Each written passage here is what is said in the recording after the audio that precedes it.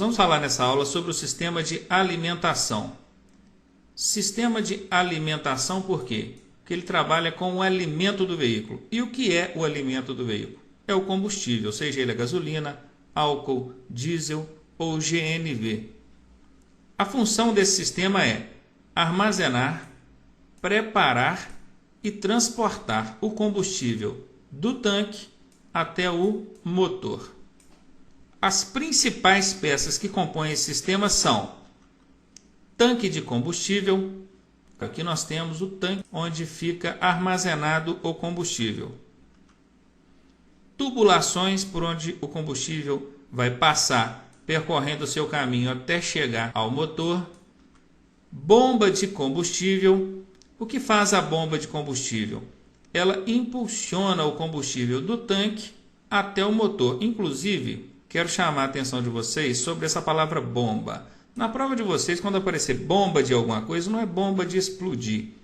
Bomba a qual a questão está se referindo é a bomba de impulsionar um líquido qualquer. Nesse caso, essa bomba impulsiona que líquido? O combustível. Se fosse no sistema de lubrificação, seria a bomba de óleo. Se fosse no sistema de arrefecimento, seria bomba de água. E assim sucessivamente. Dica: falou de função, finalidade de bomba em qualquer sistema, é a bomba que vai impulsionar o líquido com o qual esse sistema trabalha. Se é bomba de combustível, obviamente vai impulsionar o combustível. Se é bomba d'água, vai impulsionar a água. Se é bomba de óleo, vai impulsionar o óleo. E assim sucessivamente. Filtro de ar, vocês vão saber daqui a pouco que o combustível precisa ser misturado ao ar. E com isso, o ar precisa ser filtrado, portanto, filtro de ar.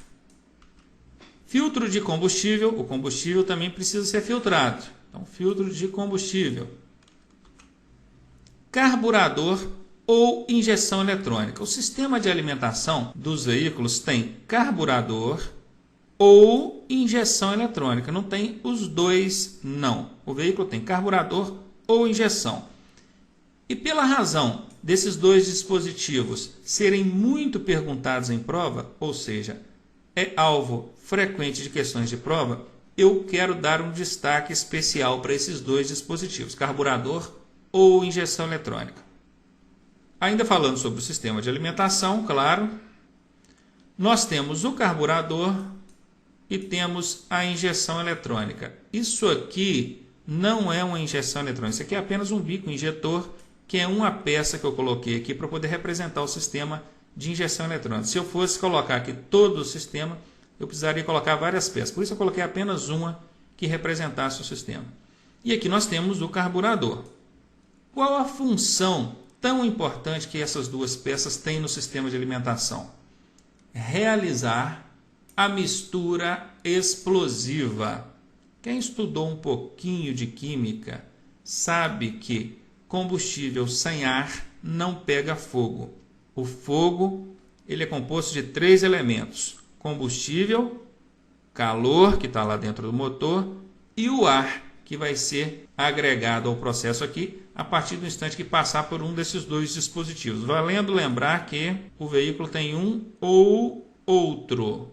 Função, então, misturar o combustível com o ar, transformando o combustível em comburente. Depois que o combustível passar por um desses dois dispositivos, ele não vai mais chamar combustível, ele vai chamar comburente. Quando vocês virem ou ouvirem falar sobre comburente, vocês já sabem, é o combustível pronto para ser queimado. Comburente é combustível mais ar, que também pode ser chamado de mistura explosiva ou mistura gasosa.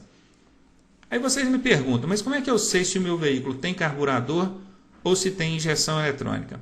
Bom, nos automóveis, de 1995 para cá, até mesmo os veículos mais populares deixaram de ser fabricados utilizando carburador. Eles migraram para o sistema mais novo, que é o de injeção eletrônica. Já as motocicletas, apenas de 2010 para cá, é que isso começou a ser popularizado. Claro que a injeção eletrônica é um sistema muito mais moderno, com isso faz com que o veículo seja mais econômico, e ele sendo mais econômico no sentido de consumir menos combustível, ele acaba sendo menos poluente também, concordam? Então já sabem, automóveis fabricados antes de 1995, a não ser que seja um automóvel aí não da linha popular, aí você já vai ter aí, mesmo fabricado antes de 1995, o automóvel com injeção. Agora, falando de linhas populares, 1995 para cá, os automóveis abandonaram o carburador e passaram a utilizar a injeção eletrônica. Se o seu veículo tem carburador, certamente ele tem também o afogador. O que é o afogador? É um dispositivo que pode ser acionado no painel de instrumentos do veículo. E o que ele faz? Quando você dá partida no veículo e o motor desse veículo ainda está frio, quando eu digo frio, quer dizer, ele está abaixo da temperatura ideal de funcionamento, que é entre 60 e 90 graus. O que acontece quando o motor está fora dessa faixa ideal de temperatura? Ele não se mantém funcionando, ele apaga. E para evitar que o veículo fique apagando constantemente, inventaram o tal do afogador, que você aciona ele ali no painel e ele faz com que o carburador proporcione ao sistema de alimentação uma mistura mais rica. O que é mistura rica? É quando o sistema joga mais combustível do que o ideal. Por isso é chamado de mistura rica. Obviamente, com isso vocês concluem que uma mistura pobre é quando o sistema joga menos combustível que o ideal. Se o veículo está trabalhando num regime de mistura rica, funciona mais acelerado, o motor não apaga e com isso ele funciona normalmente até que atinja a temperatura ideal de funcionamento, entre 60 e 90 graus.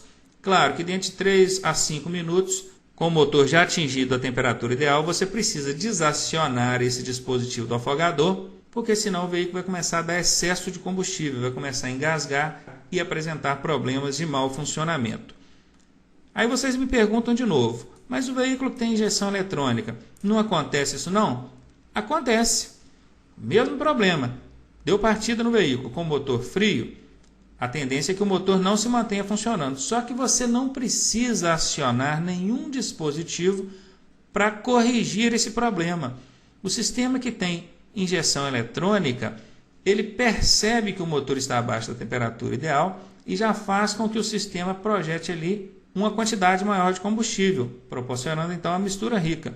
E interessante que quando o motor atingir a temperatura ideal, o próprio sistema percebe e volta ao regime de mistura para o ideal. Então o grande interessante nesse caso é que tudo isso acontece, só que sem que você fique sabendo. Tudo automático. É a tecnologia a nosso favor, é claro. Então prestar atenção sobre carburador, injeção, falamos sobre o afogador, que apesar de ser um dispositivo já antiquado, em desuso, a gente quase não vê mais isso em veículos, só se você pegar um veículo muito antigo mesmo para poder dirigi-lo, que você vai ver o afogador. Apesar de tudo isso, o afogador ainda tem sido alvo de perguntas de prova. Uma pergunta que eu vejo cair constantemente é: onde fica localizado o comando do afogador? Aí aquela perguntinha maldosa. Sobre o painel? Sob o painel? Sobre em cima, sob embaixo. Dentro do painel? Nenhuma das três que eu falei até agora. Na verdade, o dispositivo do afogador fica no painel. Nem sobre, nem sob, nem dentro. É no painel. Claro que é apenas o acionador. A ação dele ocorre toda lá no carburador. A manutenção dada a esse sistema consiste basicamente na troca do filtro de combustível. Claro, o filtro, com o passar do tempo, vai reter muitas impurezas e vai perder parte da sua eficácia. Com isso, ele precisa ser substituído periodicamente. O prazo de substituição depende da recomendação do manual do seu veículo. Portanto, se é uma particularidade de cada veículo, não é alvo de pergunta de prova. Apenas menciona que precisa ser trocado. Agora, de quanto em quanto tempo, isso não vai ser perguntado em prova. Da mesma forma que a gente precisa trocar o filtro de combustível, a gente precisa trocar também o filtro de ar. O ar passa pelo filtro para depois encontrar com combustível e ser misturado. Só testando vocês. O que mesmo que faz a mistura do combustível com ar? Isso mesmo, carburador ou injeção eletrônica. Essa pergunta cai muito em prova. Prestem atenção.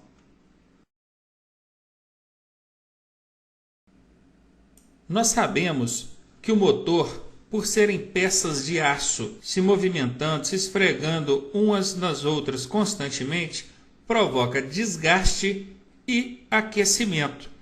E o sistema de lubrificação ele trabalha justamente para corrigir esses dois fatores. Vejamos, ele reduz o desgaste proporcionado pela movimentação das peças ali e também auxilia no controle da temperatura do motor. Nós precisamos conhecer algumas peças desse sistema e aqui nós podemos destacar algumas delas. Nós temos aqui o filtro de sucção.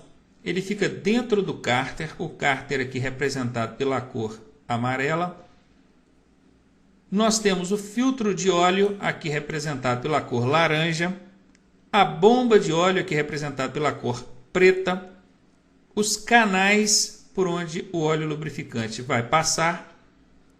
Tuchos, varetas, balancins. Galeria não é peça do sistema de lubrificação. Comando de válvulas também não. Virabrequim também não. Então destacamos aqui o filtro de sucção, o filtro de óleo, a bomba de óleo, os canais, tuchos, varetas e balancins. Lembrando que o cárter, essa peça representada aqui na cor amarela ou marrom, deve estar aparecendo aí para vocês, também costuma ser considerado como um componente do sistema de lubrificação. Por quê? Porque é o fundo do motor, é onde o óleo lubrificante fica armazenado. O óleo fica armazenado aqui dentro, no fundo do motor. Já sabemos então para que serve o sistema de lubrificação, conhecemos algumas das suas principais peças. Vamos para o próximo slide. Aqui nós vamos ver qual a manutenção preventiva deve ser dada a esse sistema de lubrificação. É importante ressaltar que o tempo de vida útil do motor do seu veículo depende diretamente da boa manutenção no sistema de lubrificação. A primeira providência a ser adotada é verificação diária do nível do óleo. Verificação diária do nível do óleo. Troca do óleo, neste caso, trocas que devem ser feitas periodicamente. E também a troca do filtro de óleo. E agora, para entender melhor como proceder no caso da verificação diária e também trabalhando com algumas dicas e informações nesse sentido, nós vamos ver o seguinte. Ao abrir o capô do seu veículo, você deve localizar essa argolinha amarela que normalmente vai ficar visível. Logo assim que você visualizar a parte ali superior do motor, você já deve encontrar essa argolinha. Puxando essa argolinha, você pode introduzir o seu dedo ali e puxar, você vai observar que presa a essa argolinha tem uma vareta. Olha aqui o comprimento dessa vareta. Ela é bem comprida, porque ela pega lá da parte superior do motor até o fundo do motor. O que nos interessa aqui é a pontinha dessa vareta, conforme aqui foi colocado uma lupa para vocês, para dar um zoom, aumentar a visualização. Aqui nós temos a ponta dessa vareta.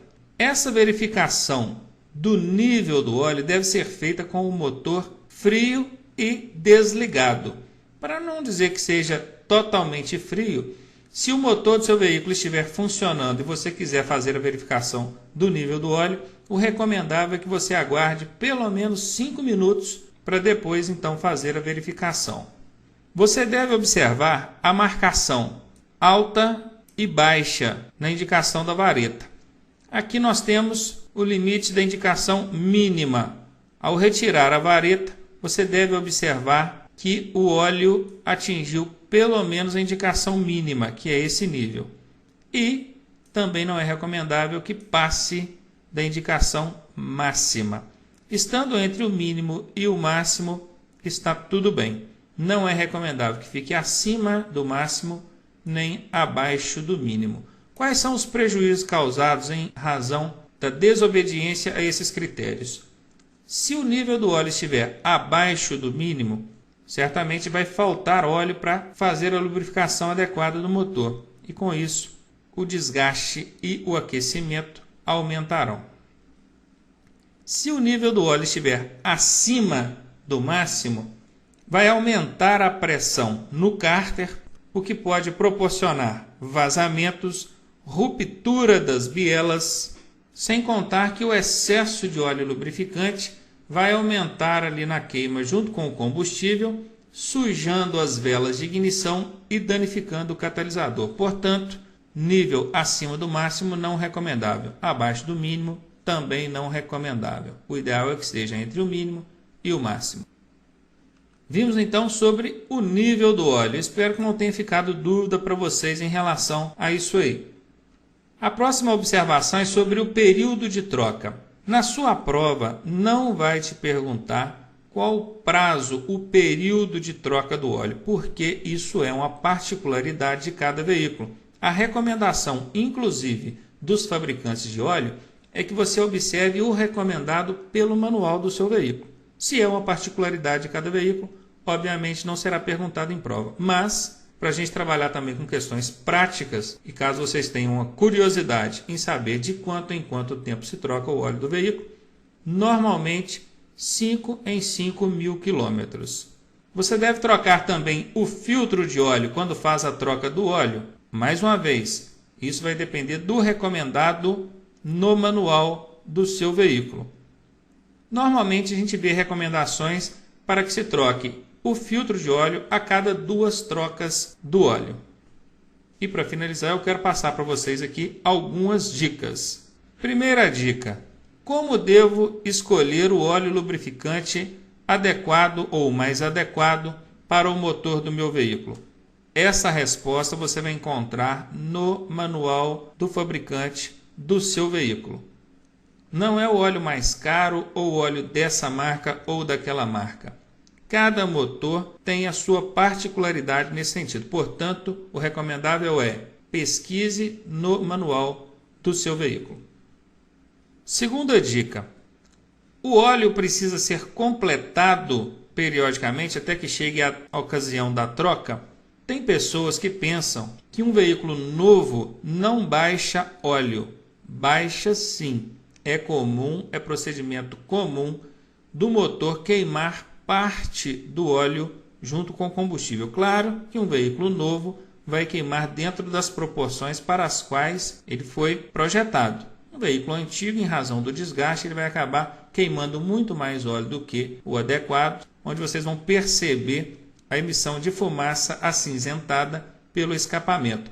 Mas mesmo um veículo novo, a cada 1000 quilômetros, ele tende a queimar ou baixar pelo menos meio litro de óleo. Portanto, o recomendável é que você esteja verificando constantemente para, na oportunidade de observar uma diminuição no nível do óleo do motor do seu veículo, fazer então a complementação. Mais uma dica: por que o óleo tende a ficar escuro com o passar do tempo? Porque é uma das funções do óleo fazer a limpeza interna do motor.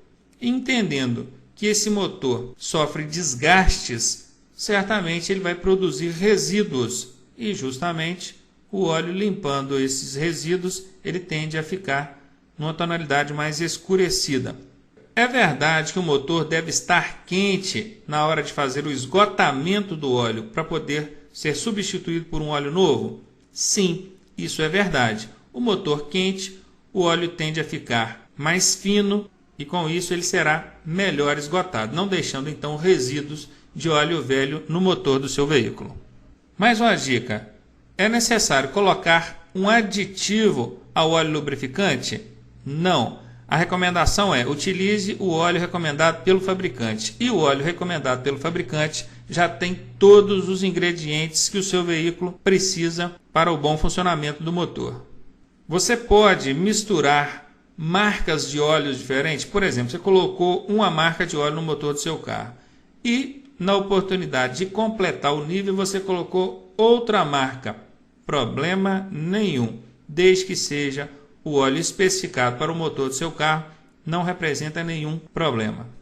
E última informação para vocês: qual a causa de se formar borra preta dentro do motor?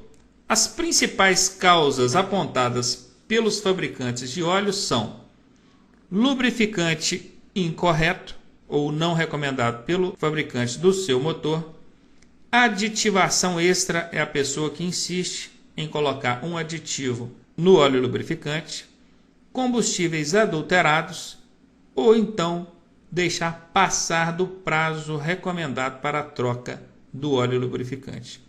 Espero que essas dicas tenham ficado bem frisadas aí para vocês e lembrando, o tempo de vida útil do motor do seu veículo depende diretamente da manutenção adequada nesse sistema. Nessa aula nós vamos falar sobre sistema de arrefecimento.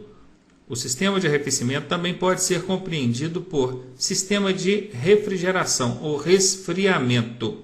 O nome técnico utilizado é arrefecimento. Na sua prova será feita referência ao sistema de arrefecimento. Qual é a função do sistema de arrefecimento? Controlar a temperatura do motor, mantendo-o numa temperatura média entre 60 e 90 graus. Ele pode ser água e ar. Conheçamos então algumas peças do sistema de arrefecimento. Nós temos a principal peça do sistema de arrefecimento, que é o radiador. O radiador está aqui mostrado pela setinha. Essa peça aqui no desenho está representada pela cor vermelha. O radiador é uma central de trocas. Ele recebe água que vem em alta temperatura do motor, baixa a temperatura dessa água e devolve para o motor em temperatura mais baixa. Nós temos a mangueira inferior, que é justamente a mangueira que sai do radiador levando a água para o motor. Nós temos também a mangueira superior, que é a mangueira que traz a água do motor para o radiador. Nós temos a bomba d'água. Qual a função da bomba d'água? Isso mesmo, impulsionar a água no sistema de arrefecimento. Nós temos a ventoinha, que é esse ventilador, aqui representado pela cor verde. Ele puxa o ar, fazendo com que o ar transpasse o radiador, baixando a temperatura da água. Nós temos as tubulações do arrefecimento e nós temos o termostato, também conhecido como válvula termostática, mostrado aqui pela setinha vermelha para vocês. Válvula termostática.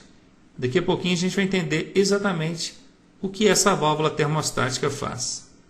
Nesse desenho nós temos em cores mais contrastantes as peças do sistema de arrefecimento.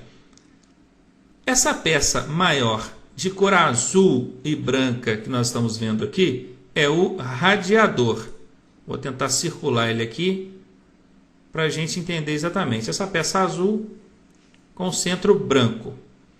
Aqui em cima nós temos a mangueira superior, que é a mangueira que leva a água do motor para o radiador. Vamos entender como é que funciona esse sistema. Aqui, de cor amarela, nós temos a válvula termostática ou termostato. Como é que funciona esse sistema? Essa válvula mantém a tubulação fechada. Você acionou o motor. Enquanto o motor estiver em temperatura baixa, a água não deve circular pelo sistema. Por isso, a válvula permanecerá fechada. O motor então vai atingir a temperatura ideal, que está entre 60 e 90 graus. E se porventura começar a passar desse limite de temperatura ideal, essa válvula vai se abrir, permitindo que a água saia do motor e vá até o radiador. O radiador fará o quê? Ele vai baixar a temperatura da água e vai devolver para o motor em temperatura mais baixa. É válido saber que a água não vai fria para o motor. Ela vai em temperatura mais baixa, temperatura ideal para manter os 60 e 90 graus necessários para o bom funcionamento do motor. Aqui de cor amarela nós temos a ventoinha ou ventilador, que circulando vai fazer o ar passar pelo radiador. Nós temos aqui de cor azul a bomba d'água. E aqui em cima, escondidinho, nós temos o reservatório de água do sistema. É por aqui que a gente vai completar e conferir o nível da água no sistema. Claro que essa água saindo do radiador, ela vai circular pelo motor, tentando controlar a temperatura dele dentro do que é considerado como ideal. Nessa animação nós temos a representação do motor, onde a cor vermelha indica a água em alta temperatura e a cor verde indica a água em temperatura mais baixa. Observe que o ventilador funcionando faz com que o ar passe pelo radiador. E aqui em cima nós temos o indicador de temperatura, que quando está na posição baixa, a válvula permanece fechada e a água não sai do motor e vai para o radiador. Quando está em posição alta, a válvula vai se abrir, permitindo a saída da água do motor, indo até o radiador para que possa ser baixada a sua temperatura e devolvida ao motor. Então dá para observar aqui, de forma animada, qual o comportamento do sistema de arrefecimento em relação ao controle da temperatura do motor. A manutenção preventiva nesse sistema consiste em verificação diária da água no reservatório. Diariamente a gente deve estar observando o nível da água no reservatório. Do lado desse reservatório vai ter a indicação máxima e a indicação mínima do nível da água. Se você olhar com atenção, você vai identificar logo essas marcações de máximo e mínimo, podendo então observar se a água no sistema de arrefecimento está dentro do nível adequado. O ideal é que essa verificação seja feita com motor frio para evitar acidentes. Essa tampa amarela fica fechada sob pressão e a água que está circulando aqui dentro está em alta temperatura. Se esse motor já estiver funcionando e você desenroscar a tampa, há o risco de você sofrer queimaduras em razão da projeção de água contra as suas mãos, rosto ou outras partes do corpo. Se porventura você, dirigindo o veículo, percebeu que o painel te indicou um excesso de temperatura do motor, o ideal é que você imobilize o veículo imediatamente, aguarde alguns minutos, cerca de 10 a 20 minutos, até a temperatura do motor baixar, para depois então você abrir essa tampa e, verificando que o nível da água está baixo, poder completá-lo. Em prazos maiores, a gente precisa também fazer a limpeza do radiador. O radiador, conforme falei anteriormente, é a principal peça do sistema de arrefecimento. É a central de trocas que recebe a água quente vinda do motor e devolve em temperatura mais baixa. Só para concluirmos mais essa aula, eu quero lembrar a vocês que, se o veículo apresentar superaquecimento e você insistir em dirigir o veículo nessas condições, problemas sérios podem acontecer com o funcionamento do seu veículo. Problemas tais como estouro das mangueiras que levam a água do motor para o radiador ou do radiador para o motor, estouro do próprio radiador, costuma empenar as válvulas de admissão e escape lá dentro do motor do seu veículo, e em casos mais extremos, derreter as juntas de vedação entre o cabeçote e o bloco, provocando vazamento e muitas das vezes até uma deterioração irreversível no motor do seu veículo. Enfim, o superaquecimento do motor pode chegar ao extremo de você perder o motor do seu veículo. Portanto, não relaxem nesse sentido. Façam uma verificação diária de forma adequada, sempre conferindo o nível da água, evitando assim problemas maiores com o seu veículo.